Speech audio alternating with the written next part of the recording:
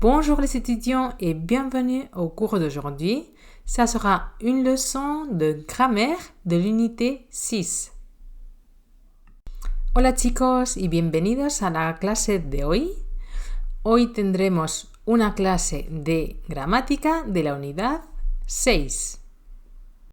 Aujourd'hui, on va travailler les verbes quedar, parecer et apetecer. Et on va voir les parties de la journée avec ces prépositions.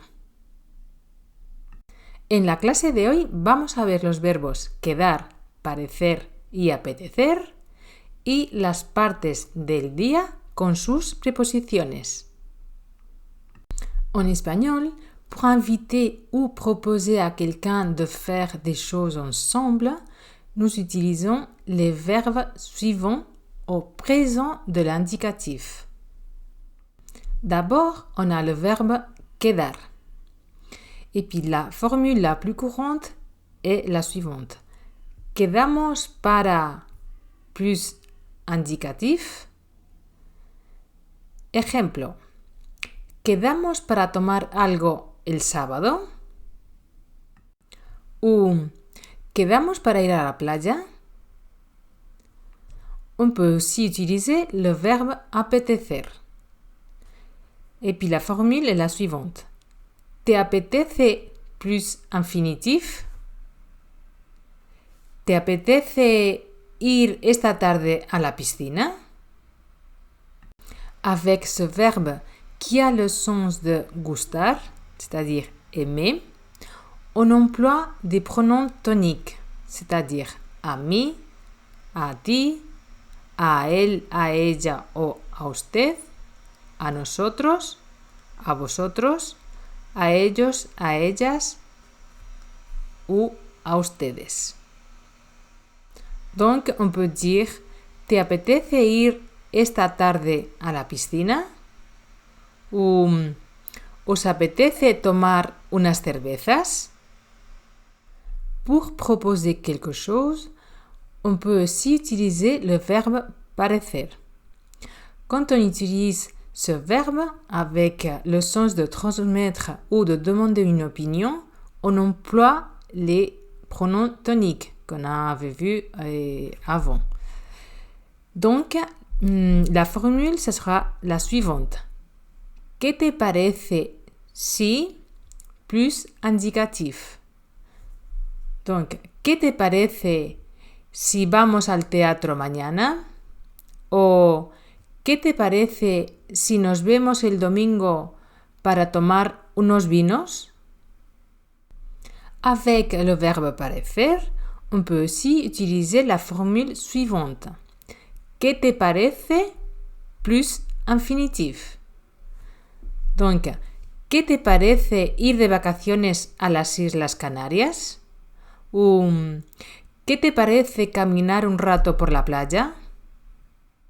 Et on peut aussi utiliser ¿te parece bien plus infinitif? ¿Te parece bien ir al cine esta tarde? ¿O te parece bien dar un paseo por el parque? Révisons la conjugaison de ces trois verbes. Le verbe quedar. Yo quedo, tú quedas, él, ella, usted queda, nosotros quedamos, vosotros quedáis, ellos, ellas, ustedes quedan. Avec ce verbe qui a le sens de se retrouver, se rencontrer, on n'utilise que la deuxième personne du pluriel, c'est-à-dire nosotros, nous, parce qu'on est en train de proposer quelque chose à quelqu'un, de faire quelque chose ensemble. Donc, ça sera nous. Le verbe apetecer se conjugue comme le verbe gustar, c'est-à-dire on a les compléments d'abord, plus le verbe, plus le sujet. Exemple, me apetece ir al cine. Donc, voyons la conjugaison. A mí me apetece. A ti te apetece. A él, a ella, a usted le apetece. A nosotros nos apetece. A vosotros os apetece. A ellos, a ellas, a ustedes les apetece. Les personnes qu'on utilise avec ce verbe pour proposer quelque chose à quelqu'un, c'est la deuxième personne du singulier, c'est-à-dire a ti, et puis la deuxième personne du pluriel, a vosotros. Le verbe parecer est similaire au verbe apetecer dans sa structure. Donc, on aura toujours les compléments, le verbe et le sujet. A mí me parece bien ir al cine. Révisons la conjugaison. A mí me parece, a ti te parece, a él, a ella, a usted le parece, a nosotros nos parece, a vosotros os parece, a ellos, a ellas, a ustedes les parece. Et quand il nous propose ou nous proposons quelque chose à faire, on utilise la deuxième personne du singulier, a ti, ou la deuxième personne du pluriel, a vosotros. Révisons maintenant les parties de la journée avec ces prépositions. En espagnol, pour parler des parties de la journée, nous utilisons les prépositions suivantes. Avec la préposition por, on utilise por la mañana. Iré a la oficina con mi padre por la mañana. O por la mañana saldré a correr. On l'utilise aussi pour l'après-midi. Por la tarde. Iremos al cumpleaños por la tarde. ¿Vamos a visitar a la abuela mañana? Sí, vamos mañana por la tarde. Et on l'utilise aussi pour le soir. Por la noche. La mujer de Julián estaba muy enfadada porque llegó por la noche a casa. La boda de María será por la noche y no por la tarde como pensábamos. Et puis attention, il faut noter qu'en Amérique, la préposition on est très répandue pour ces parties de la journée. Donc, au lieu d'utiliser por, ils utilisent en, c'est-à-dire en la mañana, en la tarde et en la noche.